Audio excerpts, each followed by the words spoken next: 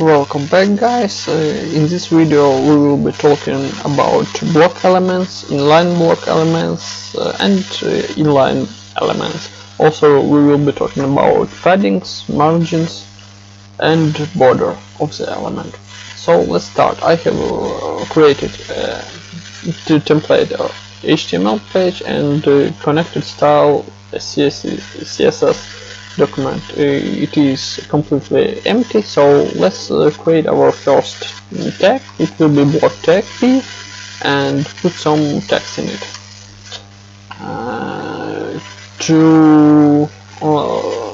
Here we have it.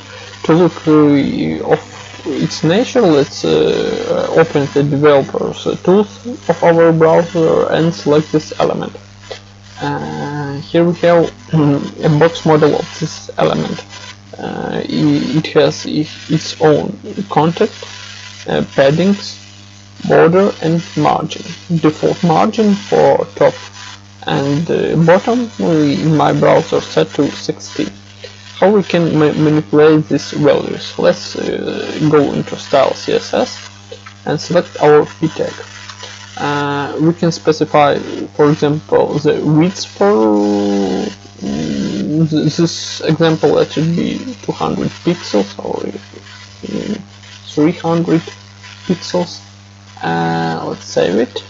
It has become smaller. Let's look at it. And let's type some another margin. So to specify margin, we need to type it like margin bottom. So for bottom, let's put it to 0. Margin top, let's put it also to 0.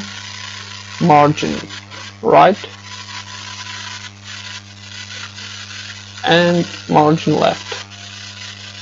Margin left. We have removed any margins from this element. Also we can shorthand this with typing just only margin, and it goes from clockwise. The first one will be top. For example, for top we will put 1 pixel, for right we will put 2 pixels, for bottom 3 pixels, and for left 4 pixels. Let's save it. And here we have it has been reflected 1 pixel, 2 pixels, 3 pixels, 4 pixels. Let's talk about padding. Padding it's an inner gap for this element. Let's, for example, change the background of it. Let it be background color. This will be some kind of let it be so. As you see, the element we have specified it to width, and the background color has been changed, and we can see the container of p tag. If we will increase paddings,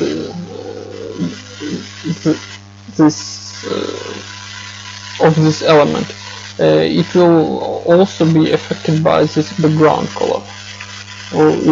Padding can be specified like margins in the same way. For example, padding top. Let's write it. Padding top 10 pixels.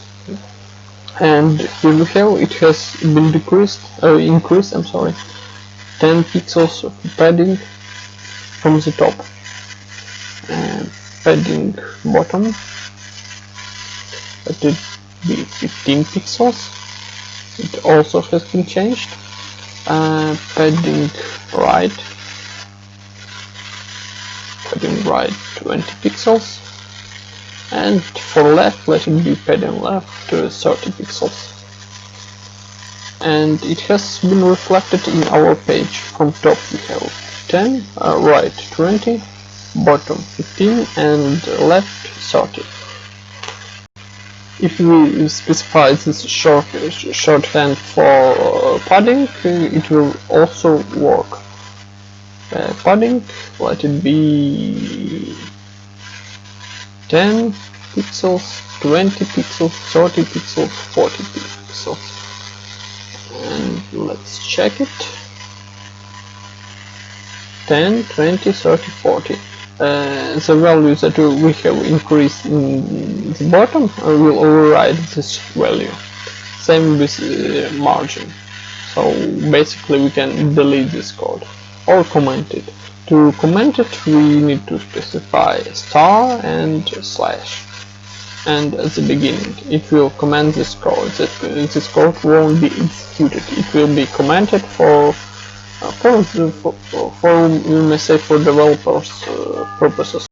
For example, we can comment our code to put notes. In this case, I will note that I will change a background. Change background of the element. I'm sorry, background of element, and this code is also commented.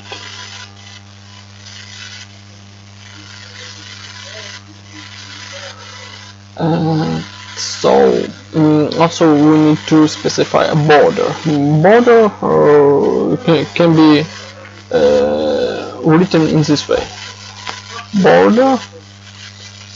This will be a shorthand. For example, we want 5 pixels border. It will be solid and color of it will be black. And solid and solid, and here we have a border of this element. Let's look at inline elements. To create inline elements we can specify a span tag and put some text like inline element. Here we have it. Inline element contains only the spaces where they live instead of block elements. They contain all the widths. Let's change background for this inline element. I will select it by tag. It will be span, and put background color of, let's be aqua. As you see, inline element has its own space that it contains. The main difference that you can't add margin, top and bottom to this element. For example, margin top will be 100 pixels, but it is added, but it won't affect it. Same with bottom. I'll put bottom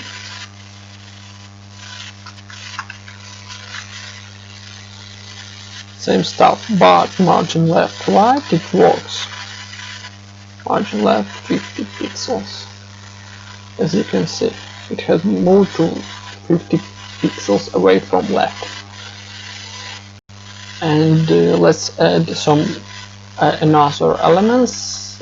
For example, it will be just divs. Divs by default is block elements. Div element 1 and duplicate this text. Div element 2 and div element 3.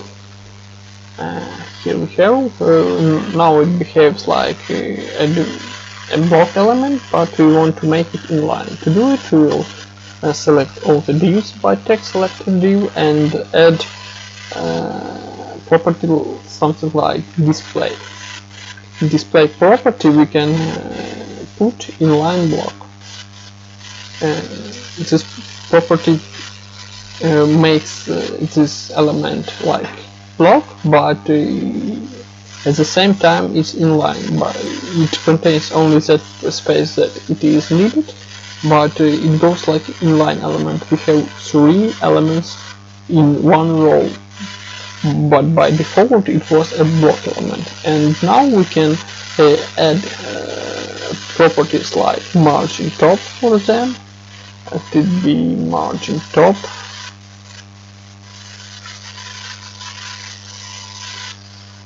Margin top, it will be 50 pixels for all of them. It works in both scenarios. They can be applied block elements properties and inline elements properties. And this is it for this lesson. See you in the next one.